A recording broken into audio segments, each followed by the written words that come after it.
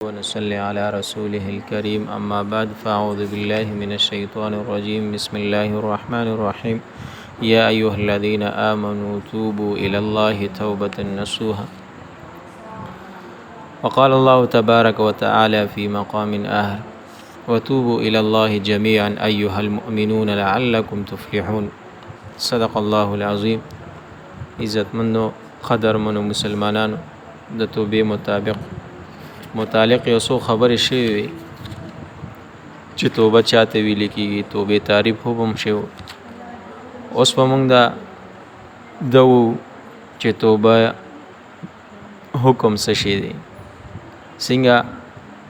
علامه قرطبي رحم الله لیکلي دي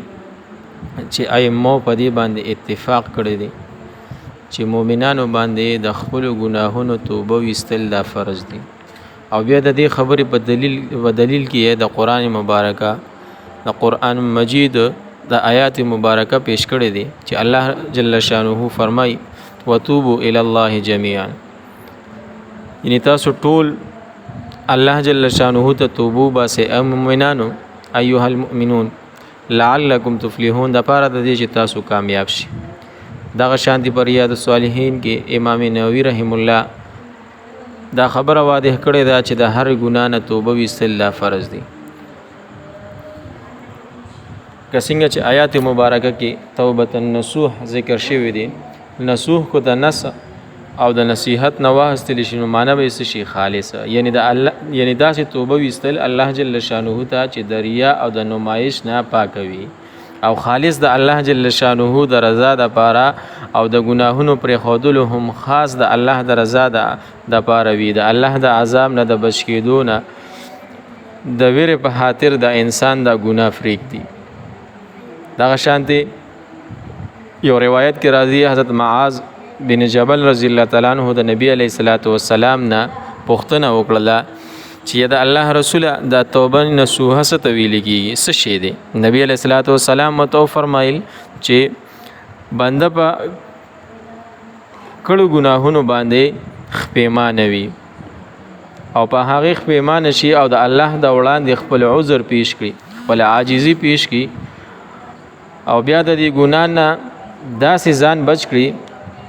او رجوع ورته اونکړي لکه څنګه چې شودو غولان زته نه واپس کیږي، یعنی بیا هیڅ کله دا عمل اونکړي نو دې ته نصوح ویل کیږي، توبه نصوح. دا شان دي د علی رضی الله تعالی عنہ نه د توبې په باره کې تاسو کړی شو چې توبه څه شی دی. نو علی رضی الله تعالی عنہ جواب ورکړو چې توبه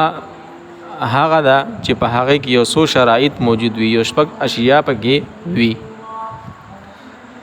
یعنی اول نمبر په خپل تیر شو ګناهونو باندې خپېمانه کېدل،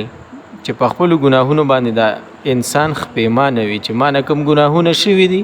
یعنی دا ما خنه دي کړې دي په خپېمانه وي. دغه شان دی دویم نمبر کم فرایض ته پاتې شوي، واجبات ته پاتې شوي، د انسان نه پاتې شوي نو د هغه قضا راګرځول لا ضروری ده. دریم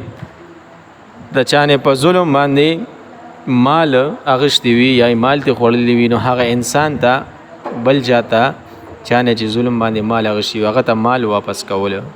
سلام نمبر په جبه باندې، په لاس باندې، په خپو باندې، په بل څه باندې یو انسان ته یو مسلمان ته تکلیف رسولي وي نو د هغه نه معافي غوښتل. او پنځم نمبر په آینده کې د دې ګناه ته د نه ورتللو پوخ نیت او پوخ قصد او اراده کول دي. شپږم نمبر لکه څنګه چې د انسان مخکې د خپل ځان مخکې چې کوم د ګناهونو په وخت کې او د ګناهونو نه توبه نه ویسته، یعنی مخکې خپل ځان د الله جل شانه په نافرمانی کې د چې د الله جل شانه نافرمانی، نو اوس خپل ځان د الله جل شانه په پربردارۍ کې چې کوم دین سو ویني او ځان ته چې کوم دی ګوري. دا د توبې باره کې متعلق یو څو حکمونه یعنی توبې باره کې چې د توبې د وجوب په اخبار سره ظاهر شو، څنګه یعنی په قران کریم او په حدیث مبارکاو کې د توبې وجوب په دلایل سره معلومیږي چې د الله جل شانه د دې چې کوم دین د توبې وستلو حکم هر مسلمان ته کړي. عزتمند د خپل ګناهونو نه چې کوم دی توبه وستل دي دا لګه اونته کې ژوندۍ د کوچري پدې کې موږ د الله جل شانه روغ سره روغ او کړل نو د همیشه د لپاره بیا کامیابی ده. لکه دا انسان نه هر وخت چې کوم دینو ګناهونه کیږي او دې چې کوم دینو سکی او د الله جل شانه نه فرمانی تی کیږي بيدوی تی کیږي نو دل پکار دي چې انسان په ورځ کې سنا سو وخت د الله جل شانه په حضور کې حاضریو کی او د الله سره مناجات کی او د الله جل شانه دربار کې دی توبه وباسي د الله جل شانه په دربار کې دی توبه وباسي په خپل ګناهونو باندې او د الله نه معافي وغواړي الله جل شانه دی ټول اوریدونکو ته د توبه مقبول توبه نصیب کی الله زمونږ د ګناهونو معاف کی اللهم انک عفو تحب العفو فاعف عنا یا غفور آمین آمین برحمتک یا ارحم الراحمین.